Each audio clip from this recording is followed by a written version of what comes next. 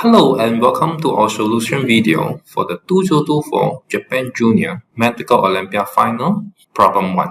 Today, we'll be exploring an intriguing inequality involving positive real numbers. We are given that A, B, C, and D are positive real numbers satisfying AB over CD equals A plus B over C plus D. Our task is to prove that A plus B times C plus D is at least A plus C times B plus D.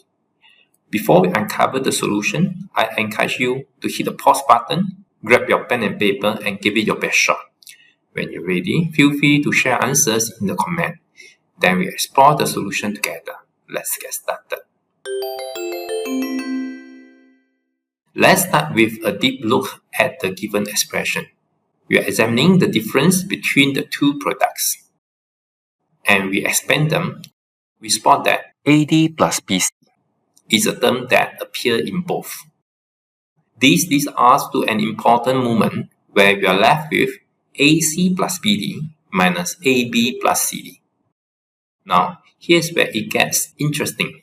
This expression neatly factorized to A minus D times C minus B. The crux of this question now centers on one question. Is this product non-negative?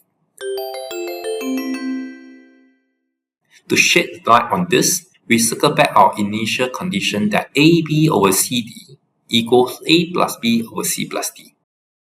With a flip and a twist, we can write as C plus D over CD equals A plus B over AB, which interestingly simplified to 1 over C plus 1 over D equals 1 over A plus 1 over B. Now, this is where the choice of manipulation is critical. Watch closely as we rearrange this to show that 1 over D minus 1 over A equals 1 over B minus 1 over C. And what do we discover? That A minus D over AD equals C minus B over BC. This means that A minus D equals AD over BC times C minus B.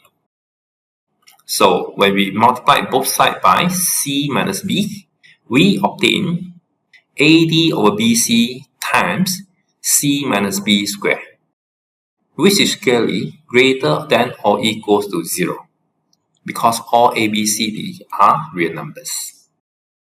And that is the heart of our proof.